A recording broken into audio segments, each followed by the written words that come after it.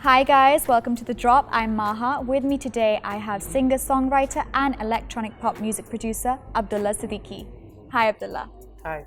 Abdullah, you've attained a lot of success at a very young age. How did this happen? Your guess is as good as mine.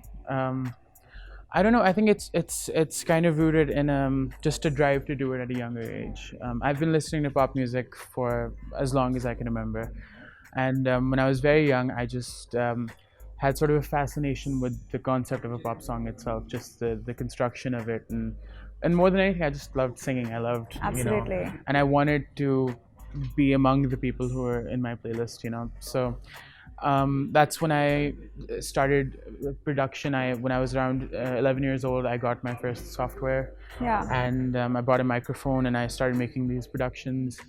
And it didn't take me too long to learn it, because I feel like, and this is like a pretty well-researched thing, which is that at younger ages, people, if you drive a child towards a particular skill, they grasp it more. Exactly, they're going to absorb it more at a younger age. So I learned it pretty quickly, and then it was just sort of a passion that kind of took over. And That's amazing. So you've worked with Forever South, an independent music label, and Nescafe Basement, which sort of amassed millions of views. And for you used to produce your music at home. Right. So what was it? This whole change, millions of people viewing your stuff. What was that like for you? It was kind of weird. I remember when the Nescafe version of the song came out, it was for the first day or so, it didn't really it amassed a lot more views. It took time to sink in, right? Yeah. But then one night, between 12 a.m. to 9 a.m. An ad went up on YouTube, which was on the YouTube front page, and so it was suddenly getting an exponentially greater number of clicks, and I couldn't sleep. I was just throughout the night just refreshing, looking at the number of views, and it did kind of feel weird at first, because I had this strange feeling, and my friends would call me pretentious for this, but I had this weird feeling that I was seen, that feeling when you have eyes at the back of your head. Yeah.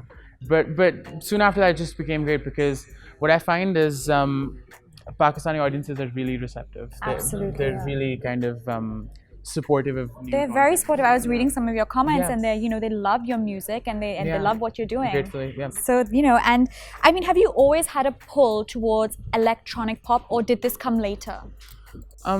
So what a lot of people don't realize is that pretty much all contemporary music, whether it sounds electronic or not, is produced electronically. So guitar music, country music, everything, it's all made on computers. So I think the only way I could make any kind of music was to get into the electronic platform.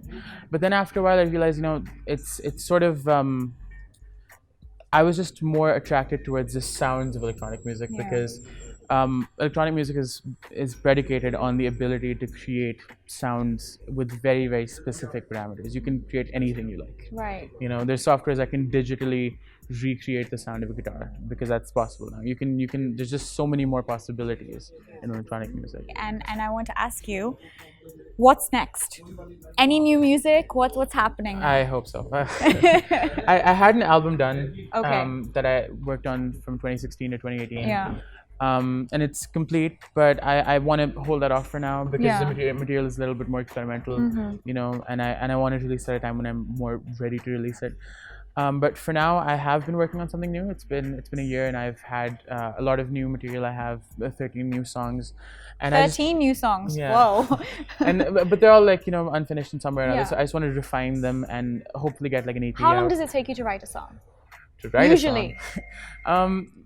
Writing is usually the trickier part for me, because I usually start with the music. I start with just experimenting with sounds and sonic textures, and once I have a beat, then I start writing, and then writing is more of a it takes a long time to get inspired, but once I have the idea, it's pretty quick. Yeah. Okay, well thanks for coming today, Abdullah. That's all for today. Stay tuned for next time. You were watching The Drop.